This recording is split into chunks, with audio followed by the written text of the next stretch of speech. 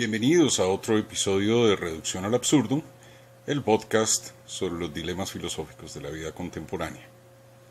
En nuestra pasada emisión terminábamos en una situación un tanto pesimista con respecto a la idea de naturaleza humana. Hoy en día cualquier posición biologicista o similar se ve como una posición determinista, es decir, que somos como somos, no nos podemos redefinir, no nos podemos cambiar. Y mucha gente interpreta el determinismo sin duda como inevitabilidad. Creo que muchas posiciones contemporáneas ven las posiciones biologicistas nacidas en últimas de las posiciones del siglo XVII y XVIII sobre la naturaleza humana, como las de Hobbes y como las de Locke. Las ven a esta luz, nos restringen, hacen que seamos menos. Yo no quiero defender esa posición, por el contrario, seré crítica con ella. Creo que nuestra época está marcada a la luz de este debate por tres tendencias que debo confesar no siempre son claras para mí. Es difícil poder identificar las tendencias contemporáneas, pero que sin duda, lo repetimos, tienen que ver con esta crítica a la idea de una naturaleza humana. La primera de ellas es la siguiente.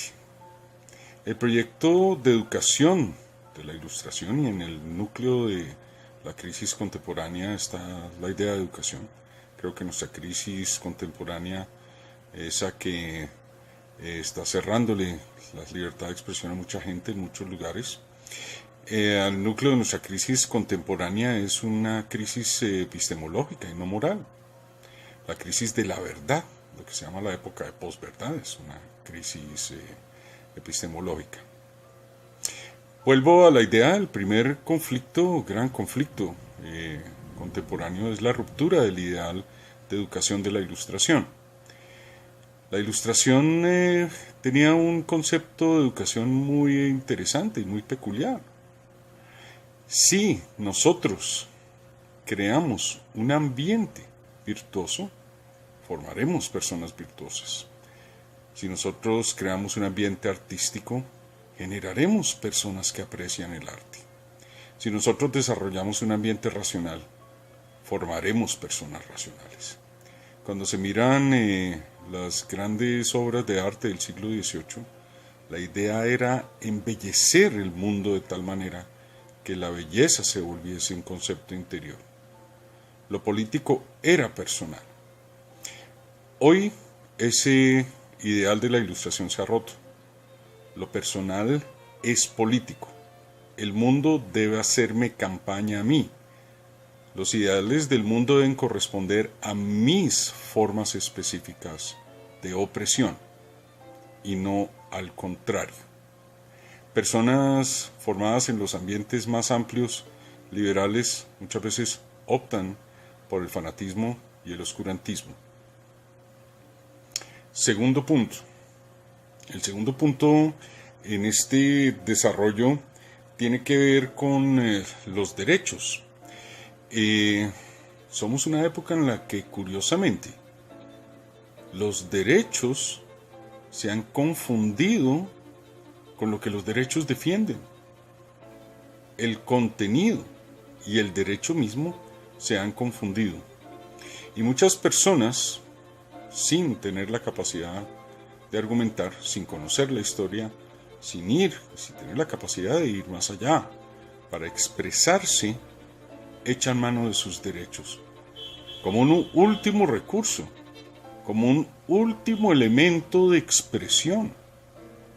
Los derechos son un elemento de expresión, un elemento para el cual, o una tarea para la cual nunca fueron diseñados esos derechos, pero los reclamamos rabiosos y nos ponemos en el núcleo mismo de la época al insistir en que los derechos son lo que yo soy. Aquí hay una confusión, indudablemente, en época de Kant, en el siglo XVIII. A finales del siglo XVIII sucedió algo similar. Y Kant tuvo que recurrir a una vieja distinción entre cuestión de hecho y cuestión de derecho.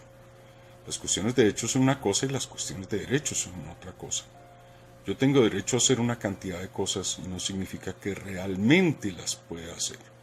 Pero hemos reclamado el amor, el placer y demás como si se tratase de un derecho, cuando, sin duda, claro, son un derecho, pero es el mundo el que nos dice cuándo podemos disfrutar de estos tan anhelados fines de nuestra existencia.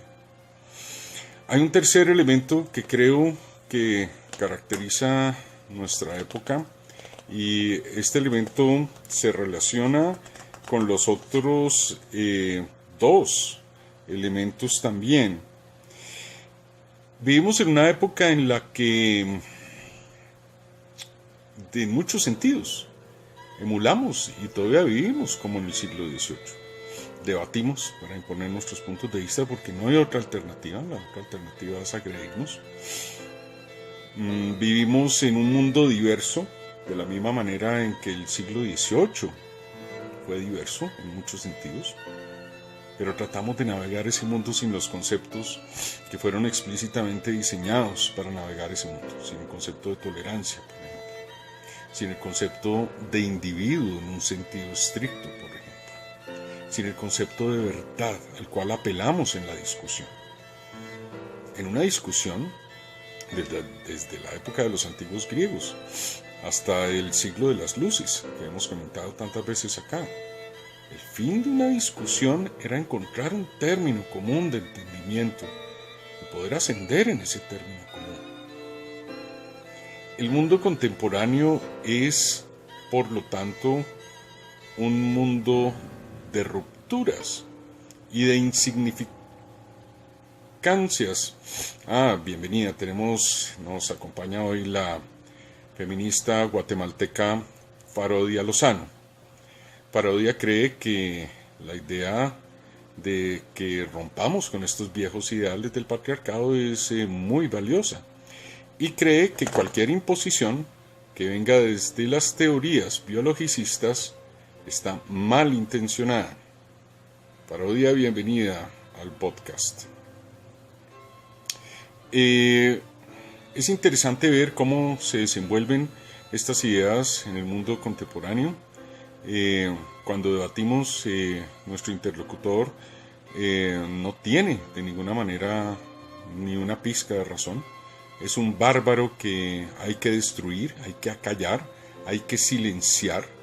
Vivimos en un mundo que el comediante Bill Maher llama de hemofílicos emocionales, la más mínima cortada al parecer nos desangra hasta la muerte, pero nos encanta meternos en cuartos llenos de objetos cortopunzantes. Estas ideas y otras las seguiremos desarrollando en el siguiente episodio de Reducción al Absurdo. Gracias, Farodia, por acompañarnos y buenas tardes.